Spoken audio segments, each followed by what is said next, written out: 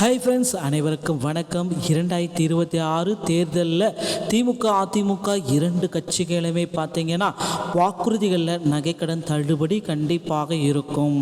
100% இருக்கிற மாதிரி சொல்லி கொடுத்துருக்காங்க. ஏன்னா கடந்த ஆண்டு ஆட்சி காலத்தில் பார்த்தீங்க அப்படின்னா திமுக தேர்தல் வாக்குறுதிகளில் நகைக்கடன் தள்ளுபடி பண்ணுன்ற மாதிரி சொல்லியிருக்காங்க.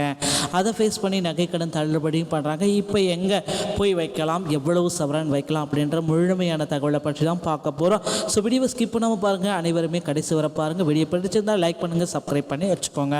ஸோ வாங்க வீடியோக்குள்ளே போகலாம். கடந்த தேர்தல் வாக்குறுதிகளை திமுக காலத்தில் திமுக பார்த்தீங்க அப்படின்னா நகைக்கடன் தள்ளுபடி செய்யப்படும் அப்படின்னு சொல்லியிருந்தாங்க.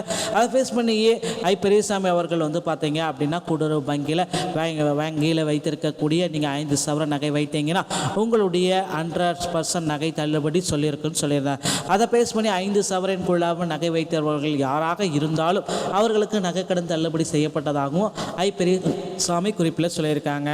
அதே போல் இந்த ஆண்டு தேர்தல் வாக்குறுதிகளில் 5 சவரன் இல்லாமல் 3 சவரனுக்கும் குறைந்து வைத்திருந்தாலும் 4 லட்சத்துக்குள்ளார நீங்கள் வைத்திருந்தாலும் தள்ளுபடி இருக்கலாம். இப்போ நகைக்கடன் வைக்கணும்னு நினைக்கிறீங்க, ஏதோ பேங்க்கில் ப்ரைவேட் பேங்க்கில் வைக்கணும்னு நினைக்கிறீங்க, கண்டிப்பாக கூட்டுறவு பேங்க்கில் போய் நகைக்கடன் வச்சிங்கன்னா அடுத்த தேர்தலில் உங்களுக்கு வாய்ப்புகள் கிடைக்கிறோம். ஸோ 2026 தேர்தல் வாக்குறுதியில், அதாவது தேர்தல் வாக்குறுதிகளில் கண்டிப்பாக பார்த்தீங்கன்னா ஆட்சியை பிடிக்க போகுது.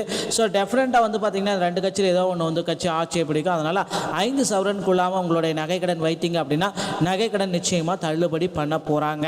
3 சவரனோ உங்களுக்கு தேவையான எந்த நகைக்கடனோ அது கண்டிப்பாக உங்களுக்கு கிடைக்கும். அதுவும் பார்த்தீங்கன்னா கூட்டுறவு வங்கியில் வைப்பவர்களுக்கு மட்டுமே இது கிடைக்கும் அப்படின்ற மாதிரி ஒரு தகவல் வந்திருக்கு. ஸோ அரசியல் வட்டாரத்தில் இது பேசப்பட்டிருக்கு. இப்போ மக்கள் கூட்டமாக சென்று பேங்க்கில் நகைக்கடனும் வைத்திருக்கிறதா சொல்லியிருக்காங்க. சொன்ன மாதிரி பார்த்தீங்கன்னா பயிர்க்கடன், கூட்டுறவு கடன், இந்த அனைத்து வகையான கடனும் விரைவில் தள்ளுபடி செய்ய போகிறாங்க. கூட்டுறவு வங்கிகளில் நகை கடனாக வைப்பவர்களுக்கு 30 லட்சம் வரை நகைக்கடன் வழங்கப்படுகிறது. இதையும் ஒரு தகவலாக சொல்லியிருக்காங்க. ஸோ அதனால் பார்த்தீங்கன்னா இனி வரும் காலங்களில் நகைக்கடன் தள்ளுபடி 100% இருக்கும். ஸோ இப்போ 5 சவரன்றது ஒரு 3 சவரனாக குறைக்க, ஏன்னா நகையோட ரேட் ஏறதுனால 3 சவரனுக்குள்ளார நீங்கள் வைத்திருந்தீங்க அப்படின்னா முழுமையாக தள்ளுபடி கிடைக்கும். அதனால் பார்த்து வைங்க. ஸோ உங்களுடைய நண்பர்களுக்கு இந்த வீடியோ பதிவை ஷேர் பண்ணி விடுங்க. அவர்களுக்கும் இது பயனுள்ளதாக இருக்கட்டும். மீண்டும் ஒரு நல்ல தகவலோடு நான் உங்களை சந்திக்கிறேன். நன்றி, வணக்கம், தேங்க்யூ.